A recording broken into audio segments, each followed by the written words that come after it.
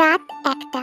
এই মধ্যরাতে সাউথ কোরিয়ার ক্যাপিটাল সিটি সিওলের সুনসান রাস্তার উপর দিয়ে তীব্র গতিতে ছুটে চলেছে এক গাড়ি। কারণ তার ঠিক পিছনে একটা কালো গাড়ি তাকে ফলো করছে। সম্ভবত তার শত্রুপক্ষ তাকে মারার জন্য লোক পাঠিয়েছে। এটা সামনের গাড়ির ড্রাইভিং সিটে বসা মেয়েটি খুব ভালো করেই জানে। Oh no no, oh shit, what the fucking coward. কাপুরুষদের মতো পিছন থেকে আমাকে মারার ষড়যন্ত্র করেছে। বাট ওরা জানে না ওরা কার সাথে পাঙ্গা নিয়েছে। মেয়েটি এক হাতে ড্রাইভিং করতে করতে অন্য হাতে নিজের ফোনটা বের করে। গাড়িটা পিছন থেকে এক নাগাড়ে তাকে ফলো করেই যাচ্ছে। রাস্তাটা অনেকটা শুনশান। এই মধ্যরাতে সাহায্যের জন্য সে আশেপাশে কাউকে দেখতে পাচ্ছে না। এরপর মেয়েটি একটি নাম্বারে কল করে, কিন্তু ফোনটা বন্ধ পায়। শিট শিট শিট, দরকারের সময় কাউকে পাওয়া যায় না। এবার যা করতে হবে আমাকে করতে হবে। মেয়েটি গাড়ির স্পিড আরো বাড়িয়ে দেয়, কিন্তু গাড়িতে পেট্রোল প্রায় ফুরিয়ে গিয়েছে। আর বেশি দূর যাওয়া সম্ভব নয় তার পক্ষে। যেন মনে হচ্ছে এই সব কিছু তাকে মারার জন্য পরিকল্পনা করে করা হয়েছে। ও গড, এখন আমি কি করব? গাড়িতে পেট্রোল না থাকার কারণে গাড়িটা আস্তে আস্তে স্লো হয়ে যায়। এরপর প্রায় থেমে যায়। পিছনের গাড়িটা দ্রুত গতিতে এসে ইউটার্ন নিয়ে তার গাড়ির ঠিক মুখোমুখি দাঁড়ায়। এরপর গাড়ি থেকে বেরিয়ে আসে কালো মুখোশ পরা কয়েকটা লোক। গাড়িটাকে চারপাশ থেকে ঘিরে ধরে। মেয়েটা আর কোনো উপায় না পেয়ে নিজের দুই হাত উপরে তুলে আত্মসমর্পণ করার ভঙ্গিতে তাদের সামনে এসে দাঁড়ায়। লোকগুলো মেয়েটির আরো কাছে এগিয়ে আসে। তখন মেয়েটি তার জিন্সের বাম পকেট থেকে একটা চিলি স্প্রে বের করে আর সুযোগ বুঝে ওদের চোখে সেটা স্প্রে করে দিয়ে দ্রুত সেখান থেকে ছুটে পালিয়ে যায়। লোকগুলো হঠাৎ এমন অ্যাটাক আশা করেনি, তাই তারা এর জন্য প্রস্তুত ছিল না। কিছু সময় চোখে হাত দিয়ে সবাই ছটফট করতে থাকে। এরপর আস্তে আস্তে চোখ খুলে নিজেদেরকে স্বাভাবিক করে আবারও মেয়েটার পিছু পিছু দৌড় দেয়। মেয়েটিও বুঝতে পারছে লোকগুলো তার পিছু পিছু আসছে। সে ছুটতে ছুটতে একটা গলিতে চলে যায়, কিন্তু হঠাৎ দেখতে পায় সামনে পালানোর কোনো রাস্তা নেই। লোকগুলো যে কোনো সময় তার কাছে চলে আসতে পারে। তখন পাশের একটা সরু গলি থেকে দুই জোড়া হাত বেরিয়ে আসে। মেয়েটিকে টেনে সেখানে নিয়ে যায়। আগন্তুকটি মেয়েটির দুই হাত দেওয়ালের সাথে চেপে ধরে তাকে এক প্রকার দেওয়ালের সাথে আটকে ধরে। কিছু মুহূর্তের জন্য মেয়েটি প্রচন্ড হতবাক ও ভয় পেয়ে গেল, কিন্তু সামনের ব্যক্তিটা কে এই অন্ধকারে তাকে দেখতে পাচ্ছে না। মেয়েটি, ভয় পেও না আমাকে, আমি তোমার কোনো ক্ষতি করব না। Just stay there. Who are you? Be quiet. তখনই লোকগুলো এসে গলিতে ঢুকে পড়ে। তারা আশেপাশে চারিদিকে মেয়েটাকে খুঁজতে থাকে। সামনে কোনো রাস্তা নেই। তারা বুঝতে পারছে না তাহলে মেয়েটা হঠাৎ কোথায় উধাও হয়ে গেল। এদিকে একটু হলেই তারা ধরা পড়ে যেতে পারে। তাই সামনের আগন্তুকটি মেয়েটিকে আরো জোরে দেওয়ালের সাথে চেপে ধরে। দুজনের বডি এখন একে অপরকে স্পর্শ করছে। হার্টবিট দুজনেরই বেড়ে গেছে, সেটা দুজনেই স্পষ্ট বুঝতে পারছে। সামনের ব্যক্তিটি একটু ঝুঁকে যাওয়ায় তার গরম উত্তপ্ত নিঃশ্বাস মেয়েটার ঘাড়ে এসে পড়ছে। কেন জানি এতে এক অদ্ভুত অনুভূতি হচ্ছে। মেয়েটার কাঁপুনি ধরিয়ে দিচ্ছে সারা শরীরে। এরপর লোকগুলো এদিক ওদিক খোঁজাখুঁজি করেও যখন মেয়েটিকে খুঁজে পেল না, তখন তারা সেখান থেকে চলে গেল। মেয়েটি হাঁপ ছেড়ে বাঁচল। Oh God, thank you so much. কিন্তু আপনি কে? কেন আমাকে এভাবে হেল্প করলেন? সামনের ব্যক্তিটা এখনো সেম পজিশনে আছে, 1 ইঞ্চিও নড়েনি সেখান থেকে। ও হ্যালো, এক্সকিউজ মি, ওরা চলে গেছে। এরপর আগন্তুকটি ধীরে ধীরে তার সামনে থেকে সরে দাঁড়ায়। দুজনেই ওই সরু গলি থেকে বেরিয়ে আসে। ল্যাম্প পোস্টের হালকা আলোয় দুজনেই দুজনের চেহারা এবার দেখতে পাচ্ছে। Thank you so much.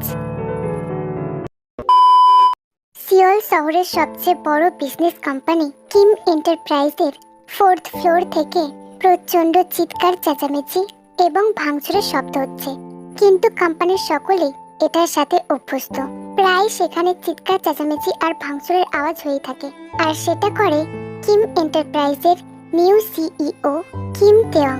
Kim এন্টারপ্রাইজের একমাত্র মালিক কিম নামজুনের একমাত্র মেয়ে মিস্টার কিম নামজুন। তিনি অনেক কঠোর পরিশ্রম এবং দক্ষ বুদ্ধি দিয়ে খুব অল্প বয়সে নিজের এই বিজনেসকে দাঁড় করিয়েছে।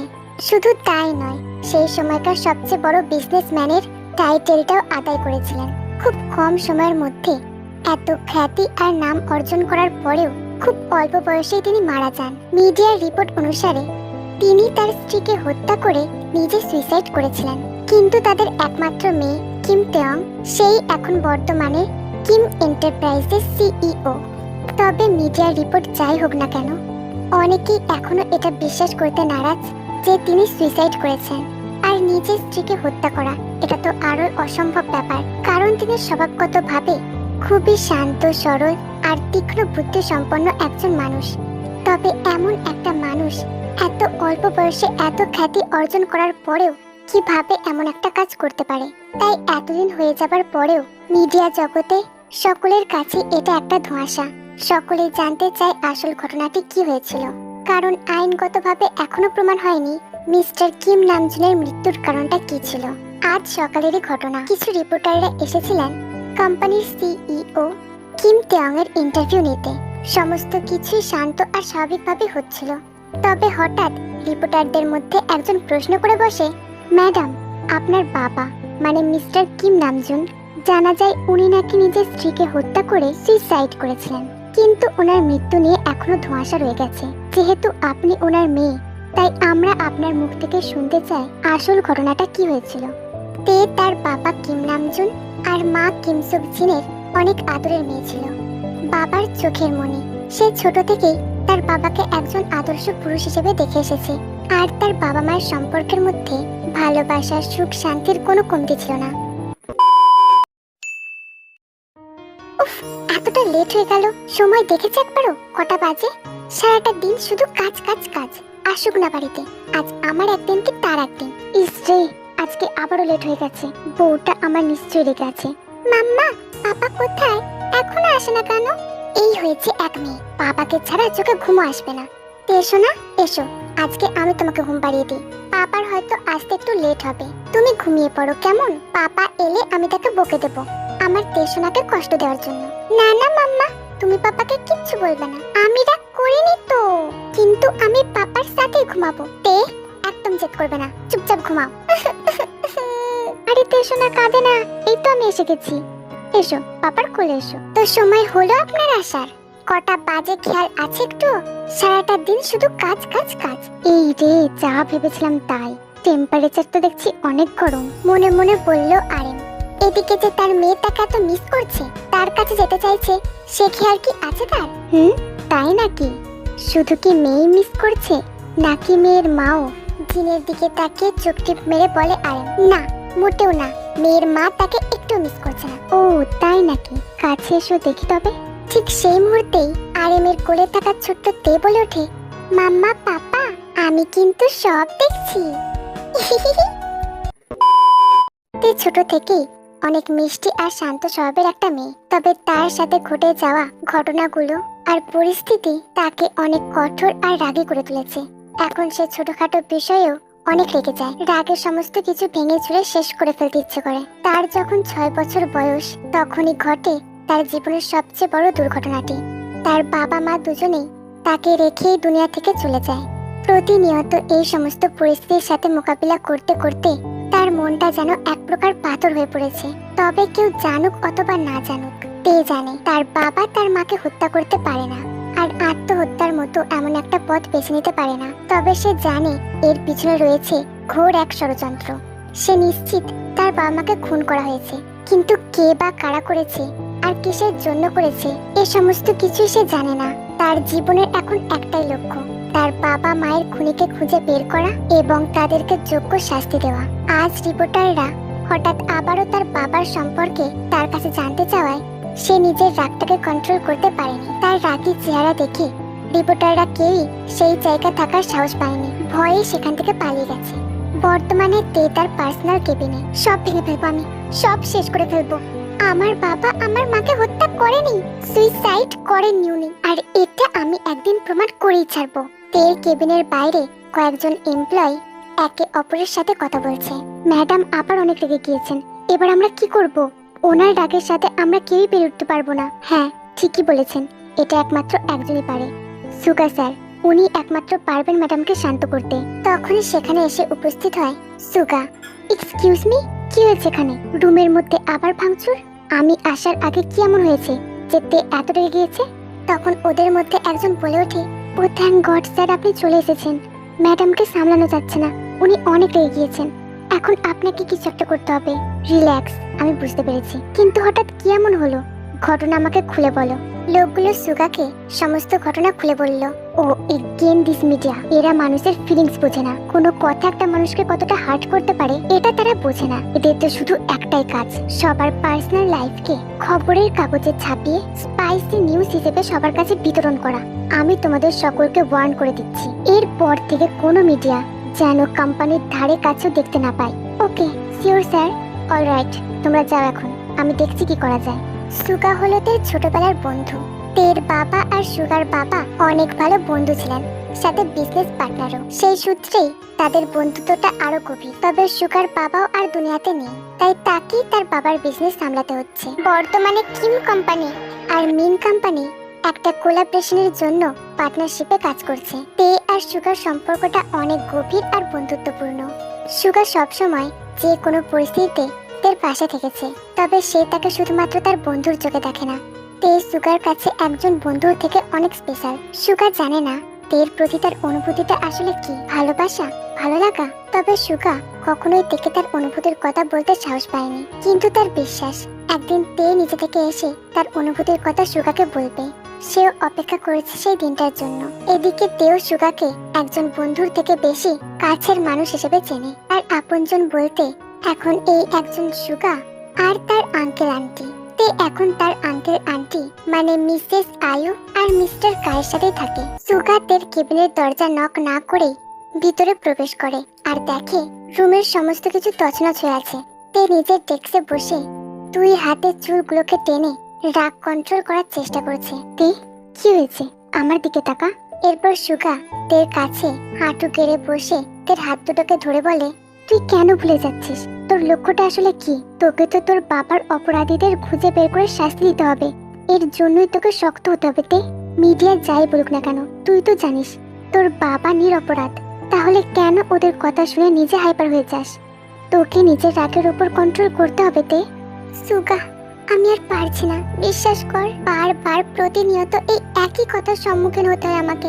কিন্তু এদিকে আমি দেখ, হাতের উপর হাত রেখে বসে থাকা ছাড়া কিছুই করতে পারছি না। কি করে প্রমাণ করব আমি সত্যটা? I have no clue. আমি তো নিজেও জানি না এইসব চক্রান্তর সাথে কারা জড়িয়ে আছে। শান্ত হতে, যা কিছু হয়ে যাক না কেন আমি সবসময় তোর পাশে আছি, একজন বন্ধু হিসেবে। হয়তো এর থেকেও বেশি। থেমে যায় সুগা, বাকি কথাটা গলায় আটকে যায়। আমি জানি একমাত্র তুই আর আঙ্কেল আন্টি ছাড়া আমার আর কে আছে বল, কিন্তু আমি যতদিন না আমার বাবা মার প্রতিশোধ নিতে পারছি আমি শান্তি পাবো না। ওকে রিল্যাক্স, সব ঠিক হয়ে যাবে। আচ্ছা শোন, আমি কিছু লোককে হায়ার করেছি, তারা ইনভেস্টিগেশন ডিপার্টমেন্টের সাথে যুক্ত। তারা আমাদের হেল্প করবে এই কেসে। ওকে।